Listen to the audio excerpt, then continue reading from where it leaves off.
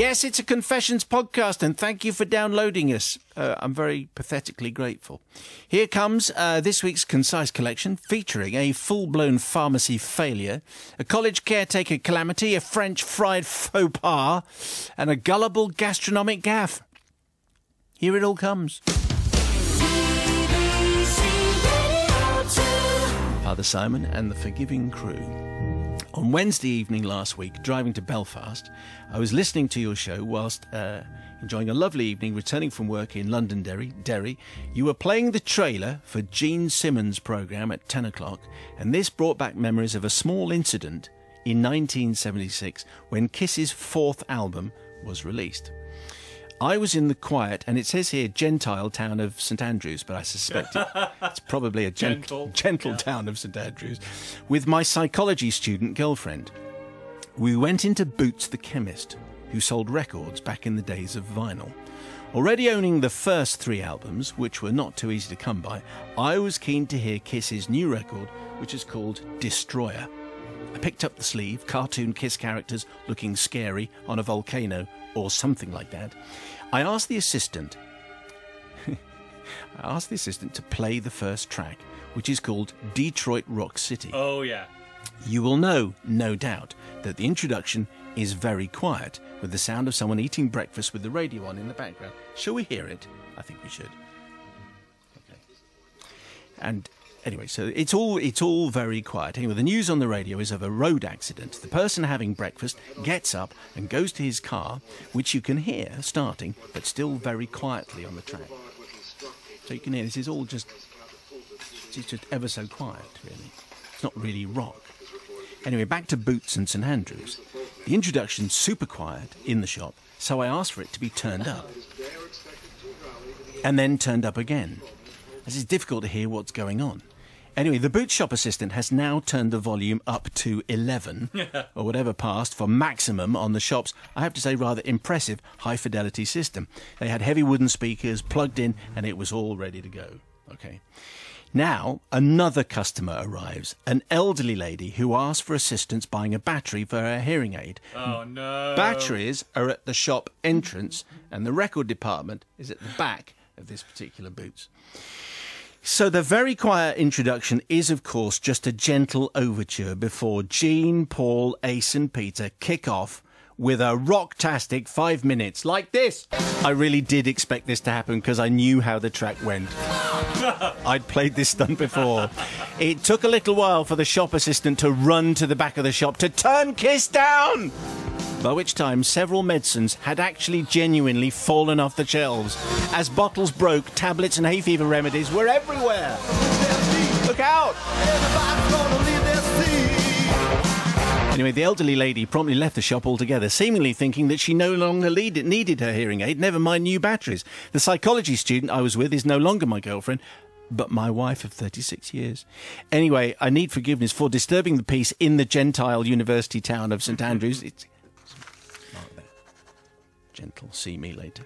In 1976, making children cry and busting some medicine bottles. Did I mention the bit about the children crying? No. Father Simon, everybody jumped. I missed this bit. A baby and a small child started to cry. They hadn't wandered into their local chemist to hear rock. Classic rock. Size does matter. And so on. Anyway, I did make children cry, and we did bust some medicine bottles. I know there is no point in seeking forgiveness for putting the sheep in the lift in the student halls of residence, so I won't even mention that. Another event from 1976. But I do need a little bit of forgiveness, please, if there's anything going tonight. Let's see what we have. We'll come to Dr. Mosh later, but first of all, let's see what Sister Rebecca was making. So he did it on purpose. He knew exactly how the track went. He knew exactly how the track was going. He knew what was going to happen. Knew exactly what was going to happen. He knew there'd be other customers coming in, and the lady would get distracted. Yes. But I think what turned it for me, I wasn't going to forgive, but when I heard that the elderly lady left the shop because she actually thought she could hear fine. It's a miracle. It's a miracle, exactly. So she left. Children, okay, they cry all the time and they stop crying and it's all fine.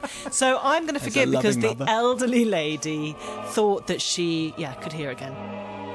Right, but she was obviously going to be slightly disillusioned a little bit later on. Yeah, but just for a minute she thought that. For so a that minute was she good. was happy. So Yeah. for making old people happy, you're going to get forgiveness. Sister Bobby from the Priory. Well, conversely, she's the one I was worried about because she'd have gone out thinking she was all right. She'd have gone home, which is 17 miles away after paying for her bus ride, and of course gone all the way home and realised that it's not all right. But actually, even she would appreciate a sense of mischief. I love things like that. I really do. There's nothing like working in the shop. It's the thing that you shouldn't laugh at and you do, and silly things happening that just break all the monotony of the day. So yeah, Mike, well done for your kiss. Treat for everyone. I don't.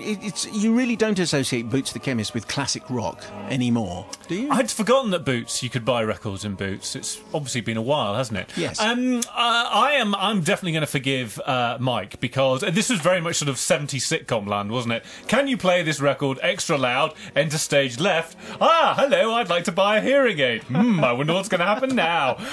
So yes, I forgive Mike. However, I don't forgive us for talking all over Detroit Rock City, which is, of course, classic rock. So I'm forgiving Mike, but not us. Do you think maybe then, bearing your very legitimate criticism in mind, that Yes. Dr. Mosh could make room for that maybe on Wednesday? Well, he may, And but we could- obviously it depends on the Great British public as Yes. to whether they vote for Detroit so Rock if City anyone by asks Kiss. for a little bit of Kiss, it's Yeah. obviously not a vote, Matt. It's is not it? a vote, No. obviously. No, obviously, because But if then you there are do vote rules. for If you took Kiss- part and just asked, then that would be fine, wouldn't Yes. it? That's for another thing. It's not a vote.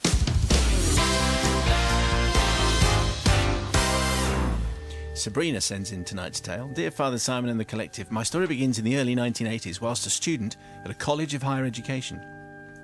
I lived on site in a girls' hall of residence called Gosport Hall, whilst next door was a boys' hall called Harvey, and a mixed hall was just beyond that.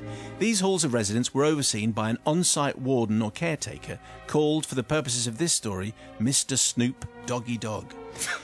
Though obviously we hadn't heard of him in No. the 80s. In these young innocent days, many practical pranks took place following a few bevies, including watering bedroom rugs, having sprinkled them with birdseed, so students had a nice green lawn on their return from a long weekend, and painting a well-tanned friend using shoe whitener to make them look like a skeleton whilst they were asleep, to name but a few of our good, wholesome, practical jokes. They were good. On the evening in question, however, a group of 4 non-smoking young ladies, plus one with a packet of cigarettes, decided to see how many cigarettes it would take to set off a smoke alarm in the hallway of the girls' residence. I realise, of course, what a very, very stupid thing this was to do, and I don't advise anyone to do the same. That applies to smoking and fire alarms. Thanks very much. Well done, yes. Well, That's well, clear, yeah, underlined, out. and in Yeah. bold and italics. Hey, all kids. 3. Yeah. Balanced on 3 stools between us with 4 lit cigarettes in each of our mouths, we wobbled around under the smoke detector in the small hallway, puffing smoke into the air. After about 5 minutes, we created a sufficiently smoky atmosphere for the alarm to jump into action, which resulted in the rest of the hall of residence, some 50 female students, having to evacuate into the crisp autumn evening, whilst we scuttled out to the fire marshal collection point, frantically wafting fresh air into the hallway and pretending not to have been involved. Within minutes, Mr. Snoop Doggy Dog, the caretaker, appeared, and having watched us return, I've just got an image of Mr. returned us to our rooms, and he knocked unsuccessfully on a couple of doors. Then he tried mine and inquired why it was so smoky. We advised him we'd just been socialising, honest, and we didn't know why the alarm would have gone off. Not my proudest moment, Father Simon, I have to say. Pretty shoddy behaviour. Snoop, however, found his revenge came quickly, when a couple of days later I had to report a leaky tap in my bedroom. It was 7:30 on a Sunday morning, and I was fast asleep with my lovely friend Tony, who was staying illegally in the girls' hall of residence, when there was a sharp rap on my door. It's Snoop! Snoop is there! Of course he is. That's what he was doing. I shouted out and suggested whoever it was should come back later. I bet you did. Snoop replied that it was urgent and he must come in immediately. Without having any time to think, I indicated to my friend Tony to get under the bed, onto the cold black lino-tiled floor, and he dutifully obliged. I then pulled the covers, before duvets, kids, over the edge of the bed so that they hung onto the floor. Pushing Tony's clothes into the wardrobe, I put on my dressing gown and replied to Snoop that I was on my way.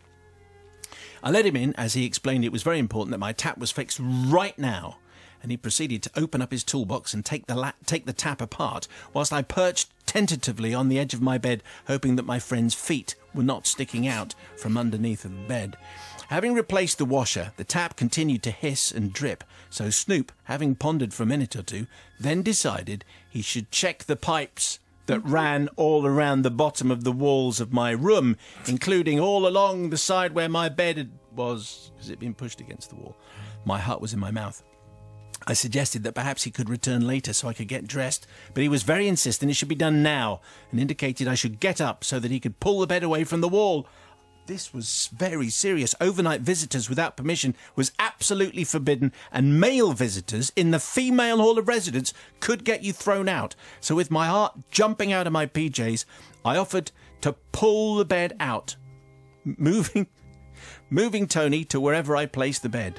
I kicked him, and he rolled with it, and he shuffled with it, and I was retidying the bed covers as I went to cover the now cold and almost naked young man lying underneath. Snoop then worked his way along the pipe, tapping at regular intervals, whilst not noticing my extra visitor, and eventually returning to the tap, tightening the washer, and suddenly the noises stop. Some 15 to 20 minutes after his arrival then, Snoop finally left my room, giving me the opportunity to give Tony the all clear and clamber out from his hiding place. Whilst this should have been the end, within seconds there was another knock on the door, a quick scramble back under the bed, and Snoop requested to come back in and collect the spanner he'd left behind by the bed. I'll bet. Hurry up, will you, Mr. Snoop? Anyway, poor Tony finally crawled from underneath the bed some 30 minutes after Snoop had first entered, white with cold, the imprint of cheap tiles on his flesh, and vowing never to spend a night in the girls' hall again. He'd also inadvertently found an old biro I'd lost, and a 10p piece which was now stuck to his lower back. What a nice picture of mess underneath the bed. Anyway, I'm not asking the collective for forgiveness from Snoop for my cigarette smoke detector incident, as he extracted his own revenge, but I would also like to ask forgiveness from the innocently scantily clad Tony, now a captain of industry if you're interested, so must have been character building, who had to endure about 30 minutes lying undressed under my single bed on a cold, tiled floor, while Snoop enjoyed the opportunity to wake me up on a Sunday morning as I perched myself daintily on the bed to cover my misdemeanour. Which is the very least you'd expect from a dressing gown anyway. So, what do we have here? Let's get the people's verdict in just a second after the collective have spoken. Very important words here. Sister Rebecca. Oh, student days, eh? Did you ever have a chap under the bed? No. No, just checking. But I mean, anyway. You mean I what? think nothing. Was he in the wardrobe? I do remember an incident which I'll tell you about later. No, now. No, Wow. no. Hello. Involving a caretaker, actually. Yes. And a similar sort of thing, but not under the bed. Anyway, on top of no. Sabrina was, I think, the fact that she did the cigarette thing and poor Snoop had to sort of clear up that mess. I think she kind of deserved him coming in at 7:30 in the morning. I think I admire him for doing that, for exacting revenge. Do you think? Yeah, I'm sure he knew that Tony was under the bed as well and was just punishing them for half an hour by making him stay under the bed. So I'm actually not going to forgive because I don't approve of the cigarette incident. All right, okay, very hoity-toity, I'd have thought there. Who was involved with your incident, though?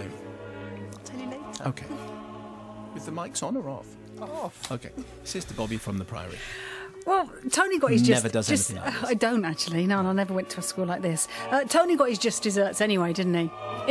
Not in the way expected, because he got his punishment on lying on a cold floor. So he doesn't really need the forgiving, because basically he shouldn't have been in there, and the very fact that he froze, he got basically his punishment. The actually three, I was just working out, there were 9 cigarettes that went off at the same time, which actually finally caused the alarm to go off. Yeah. So I would say that actually in some ways they were administering some health and safety regulations, because it took 9 cigarettes to set the alarm off. They did 3 cigarettes each on 3, and I think actually they inadvertently pointed out a kind of weakness in the fire alarm system. So I actually think they did a good thing for that. I think your brain works in a different way to everyone else's. So I think you know what, it's one of those things. It's a bit of a silver lining to the bad thing they did. I'm actually a little bit unhappy about Snoop Dogged Dog. Snoop Dogged He Dog. was pretty dogged. He was wasn't he? doggy. Why are you worried about Snoop? Well, the thing is this is a gentleman, yes? Entering a lady's boudoir. Yes, at 7:30 in the morning, and she did say, "I'd like to get dressed first," and he said no. So I think actually, all around, there is no forgiveness all the way around. No, okay, so it's not looking good for Sabrina so far, but let's see what Brother Matthew I think has. fans of Innuendo Bingo will have got a full house during that particular confession. Do you think? Yes, I think so. And I am with Bobster on this. He should have waited for her to get dressed. But then, I think the caretaker knew exactly what was going on, and I'm sure this happened all the time in these particular single-sex halls. So Tony probably spent half his time under beds. well, we're making judgments about Tony that... we changed his name, so it doesn't matter. Yes, and we don't know. So I am going to say I forgive. Because you know what? It was the 90s. Get over it. It was the 80s, actually. It was the 80s. Get over it. We're all, we're all beyond that now, I think, aren't we? Yeah, but... Yeah, of course. Well, we've under all... a bed? We've all under a hidden bed. under bed. So that's... and there's nothing wrong with that. Yes, there is. Well, no, there isn't. Harvey sends in tonight's tale, and there's a sort of a seasonal sort of summary feel to this, I think. Dear Father Simon and the Unholy Trinity, as a child, and until I left to go to university, I was brought up in an old house on the borders of England and Wales, the Welsh Marches, indeed. I suppose it was what the writers would describe as an idyllic country childhood, provided you were prepared to do without certain things. We had no mains electricity until 1953, so used oil lamps and candles. Fresh water came from a well beneath the floor of a scullery and had to be pumped up by means of a miniature hand pump bolted to the draining board of a deep sink. For cooking and hot water, there was a big solid fuel range in the main kitchen, like an Arga, but this was a Rayburn. There was a village school, but secondary school was an 11-mile bus ride away. My school was quite progressive and shared facilities with the girls' high school. This included the exchange students during the long vacation. French and Spanish students were boarded out with pupils' families for the 8 weeks of summer. The French boys were largely okay, though sometimes a bit wet. The Spanish boys were great and the most popular with local girls. And then we got Chantal.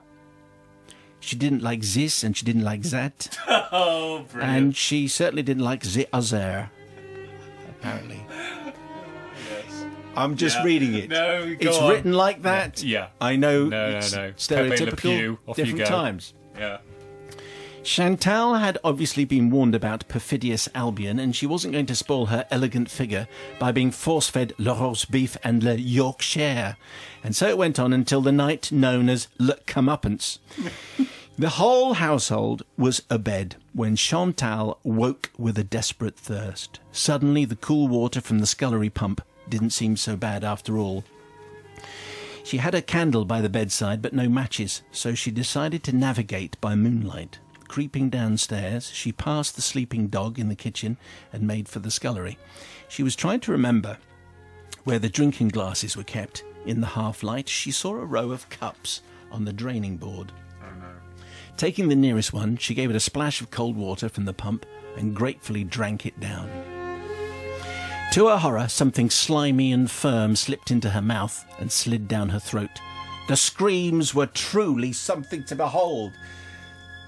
Soon the kitchen and scullery... Stop it. Soon the kitchen and scullery were filled with the family and the dog, all milling around Chantal, who was spark out on the floor. When the chaos subsided and Chantal was revived with the application of more cold water, she produced the phrase so suitably French it has stayed with me all my life. I have swallowed the frog! What? She thought she'd swallowed a frog. It is true that some pond life did pay visits into the kitchen. We'd had a frog in the kitchen just the day before, and she thought she'd swallowed it. She got lots of sympathy from the female side of their household, not much from the male side, who were too busy laughing uproariously. Later, my Aunt Jane confessed to us that she'd actually been transferring eggs from a basket to the cold slab in the scullery during the evening and had dropped one which had cracked. She'd turned the egg out of its shell into a cup beside the sink ready to use at breakfast time. Chantal had taken the raw egg cure, even if she thought she'd swallowed your actual frog. To this day, I believe, she believes this to be true. So my confession has to be actually, I've retold the story at every single opportunity, and therefore my apology for so doing goes to Chantal. She must be well grown up by now and be able to see the funny side. Or maybe not. Scarred for life, probably. All those stories of perfidious Albion prove beyond a doubt. Best regards from Harvey. You're right there, Matthew. I wasn't quite sure what you seemed to...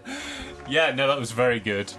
Yeah. Anyway, I have swallowed the frog is the line there from Chantal, who clearly was... that whole having a student to stay for the summer, I suspect, is going to lead to a few more confessions, because sometimes it works fine and others it just doesn't. Anyway, Sister Rebecca. The thing is, I mean, I don't want to sort of impose stereotypes here, but I mean, the French do eat frog's legs, so swallowing a whole frog wouldn't be that bad. I think she was surprised. She wanted it just to be a cool glass of water, and suddenly it was. Yeah, I think she should have slimy washed and firm. the cup first. I think it's a bit silly not to do that. So for that reason, I'm not forgiving her, because she sounds pretty stuck up. I don't think you'd want her staying for a few weeks, do you? What, Sister Bobby from the. Well, it's difficult because it's about expectations, isn't it? And she did stay in a very remote house. No electricity. He said there wasn't electricity till 1953, so maybe it was the ground floor only and candles upstairs. I mean, it's one of those things where she went in the dark, she trusted everything would be right, but you should never really drink anything in the dark. Can't see it. Well, it's your own kind of responsibility. I didn't know why she thought it was a frog, though. Why would you think that lumpy thing? It could have been anything. I wouldn't have thought it was a frog, because frogs, it would have moved, surely. I mean, I know egg yolks move, but I think it was slimy and firm. It wasn't hard. It could have been any, but not a frog. It has legs. It would move. It would make a noise. So precise. We should try this out tomorrow. Can you tell the difference between an egg and a frog? Don't try that at home. The frogs don't need the stress. Brother Matthew. Really? Forgiven. Here's the message for Chantal, really. When one is in a foreign country, one should immerse oneself in the culture. So why she wasn't having Yorkshire puddings and roast beef, and my son went to France last week and ordered hot dog and chips. Very much getting himself into the French. Yeah, very much a local dietary. Is it le hot dog? Le hot dog et les frites. So I am going to say that she is not forgiven, because she obviously a little bit stuck up and needed to get off her horse a little, I think. And so yes, and I'm going to forgive Harvey for that same reason.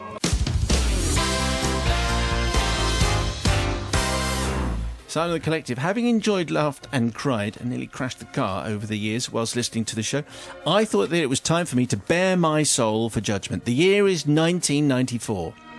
The place, a very large American airbase in East Anglia. Oh, that narrows it down a bit, doesn't it, really? And the occasion was an international air show. I was there as part of a Royal Air Force Wessex helicopter crew who'd been tasked to attend for the weekend and to take part in a static display of helicopters from around the world.